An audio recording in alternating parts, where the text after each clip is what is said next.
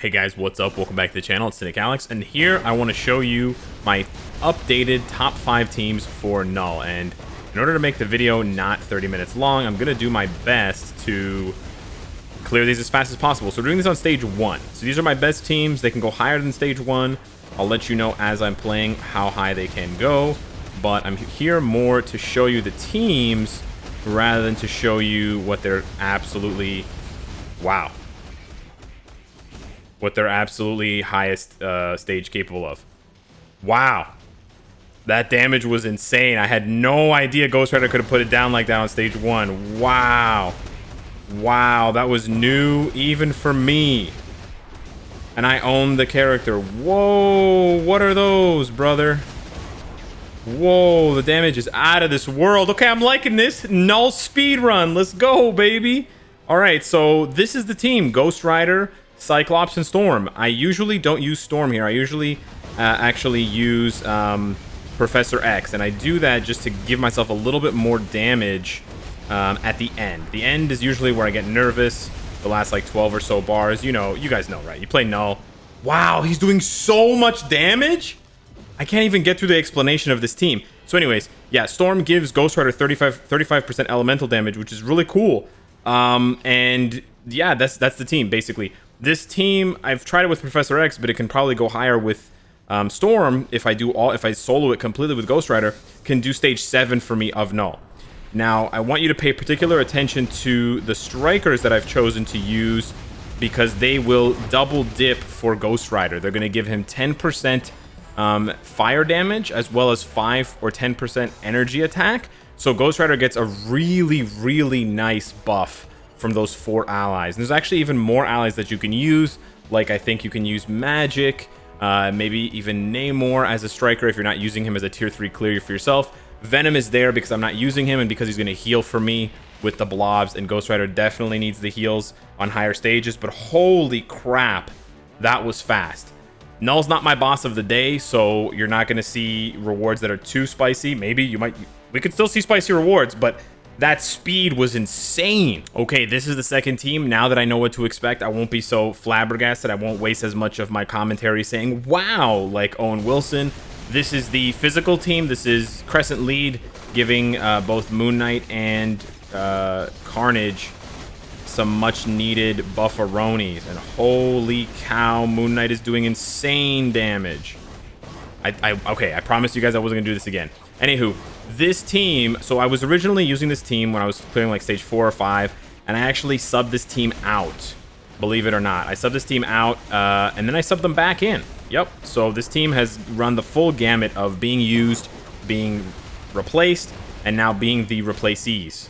So the team that it replaced is actually the Sharon Rogers clear with Star-Lord and one more.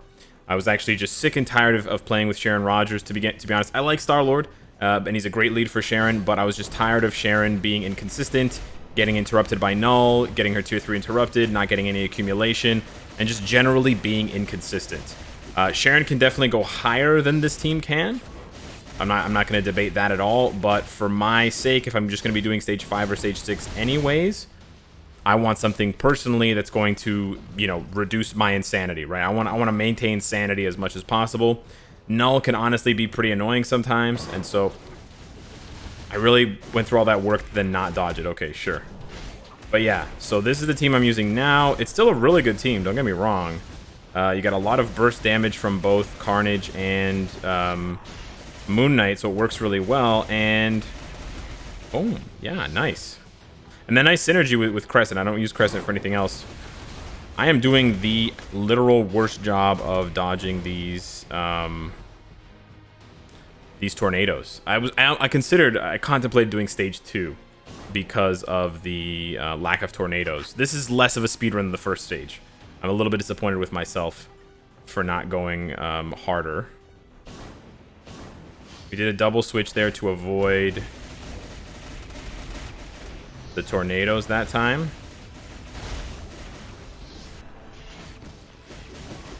Nice. And we're in the final phase. So yeah, this is the team. You're supposed to alternate between Carnage and Moon Knight, and the nice thing about this team is here in this last phase, you can do both. So I actually just canceled 5 just to get the accumulation, but their Carnage died because they didn't have enough HP. But basically, you do some damage with Carnage, or you do some damage with Moon Knight, and then you switch to the other one. So that's what I really like about this team, is you have two characters that maybe they can't carry a stage 5 clear on their own, but they can definitely alternate and get it done together. And I really enjoy that aspect of Null, the fact that you're not just relying on one character to do all of the work for you, that you're switching in between characters back and forth. I think that really is what gives this game its most appeal, for me anyways, when I'm using characters together, and there's that aspect and that consideration of teamwork, rather than just, you know what, I'm gonna load up everything onto one character and then just boom, like a gigantic missile shotgun. So there we go. Third team here, Doctor Strange lead with Moonstone and Sentry. Sentry is probably the Sentry's the most replaceable character here.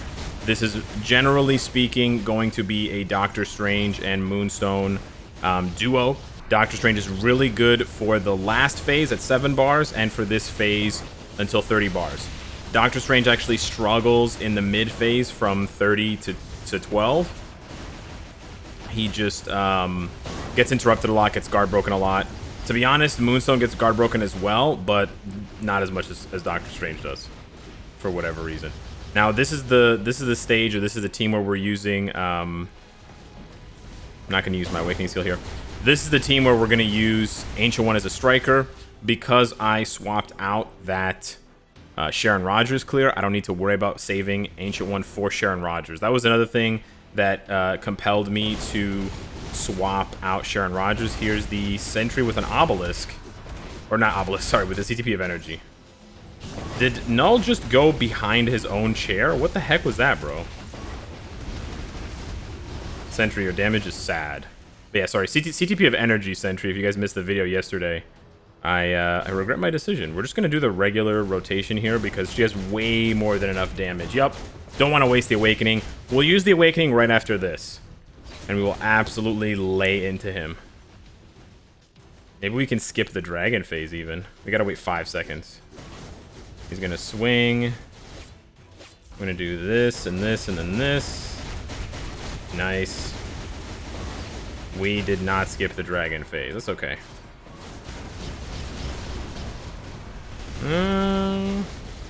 Not bad, not bad, not bad. Okay.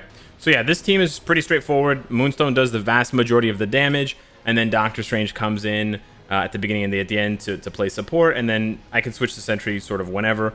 Like some of the other characters here, I can swap Sentry out for someone else if I didn't have Sentry, or if I wanted to just use a different character. He is not essential to this clear here. We're just using him kind of for fun. I want to make some use out of that CTP of Energy. Plus, if he dies, it's not a big deal. That's kind of important. That damage was pretty good.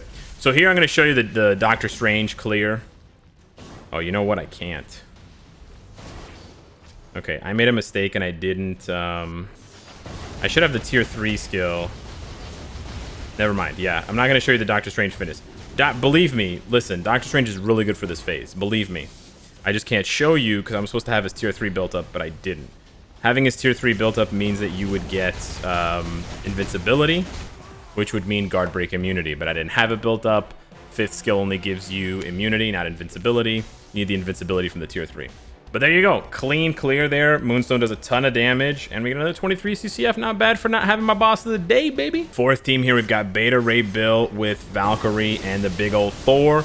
I start this fight off by doing Beta Ray Bill's Awakening skill because it's right there. And then I switch over to Thor to begin the big damage part 2. Sometimes here I will switch to Valkyrie, and you know what? I will switch to Valkyrie here. I want to show off her Transcended skill. You want to be as close to him as possible. There's the Rage proc. Nice. 4, 5, 6, 7 bars. Not bad, girl. Not bad. Oh, we proc Beta Ray Bill's Awakening skill or his energy way too early. Sorry, Beta. Let's charge up Thor so he's ready for the next phase. Boom! Oh yeah, I was supposed to be mentioning what stages these teams could do. I only mentioned that Ghost Rider could do stage 6 or 7. This team is very, very similar to the Ghost Rider team. They can also clear around stage 6 or 7. The Moonstone team with Doctor Strange that we just did can probably clear stage 6. Everybody tells me that I can clear stage 6 with Moonstone, but it's honestly really frustrating, and you die if you make any mistakes, if Null interrupts you for whatever reason. So if I got symbioted there, I was going to be so mad. They're weak to lightning. I finally read King in Black. Yeah. Look at that damage. So juicy. Yeah, I don't want to get caught by the tornadoes here, so don't want Thor to die. But yeah, the Moonstone team, if you get interrupted, if you get guard broken 2 times, it just ruins the run. So I usually do stage 5 with that Moonstone team. And then the Carnage and Moon Knight team, so many moons. The Carnage and the Moon Knight team, I can do stage 6. Again, sometimes I settle for stage 5 just to guarantee it, you know, just to give myself less headache. Here, if I was doing stage 7, I would switch to Beta Ray Bill, and I would use his Awakening skill here at the beginning, because you do get invincibility, so you don't get knocked away. So I would do this and sort of prep for Thor. And then I wouldn't do that much damage on stage 7, obviously. And then I would switch to Thor to finish things off. Obviously, Thor could have finished things off himself from the beginning. But yeah, that's another very clean clear. Man, the Ghost Rider clear was crazy fast, though. All of these clears seem slow now in comparison to the Ghost Rider clear. I just blazed through those bars. 18 CCF, very nice. On to the final clear. Final stage here, Medusa lead with Odin and Mystique, and this is my best team that I try to push as much as I can, so I usually do stage 9 with this team. That's why you'll notice I'm finally using tier 3 strikers and that kind of thing. The reason for that is because I want the most possible damage for Odin. So that's why we're using, you know, Thanos, Silver Surfer, and Captain America. That's also why we're using Mystique support and the lead of Medusa for Odin, Thor's father. Now, we're getting... Oh, there we go. We got it. I didn't notice that we finished it. Whoops. A little bit too fast there. Nice. Now, Odin, when I'm doing stage 9, I actually found that playing as Odin actually does more damage than using Medusa at the beginning. So I wanted to contrast these clears because the clear before I had said, oh, because I have Beta Ray Bill lead, I start off with his Awakening skill. But on stage 9 at least, Odin does so much damage that it's better to just go with him and skip using Medusa's Awakening skill. If for whatever reason I have to switch to Odin to save him from getting killed or something, then sure, I can use Medusa in a pinch.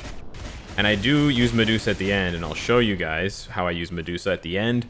But yeah, I found out that at the very beginning anyways, Medusa does not cut the bread, or does not bread the butter, does not butter the bread quite as well as Odin does on stage 9. Obviously stage 1, it's all going to be a massive blur because Odin is just obliterating Null. Rightfully so. He's the All-Father.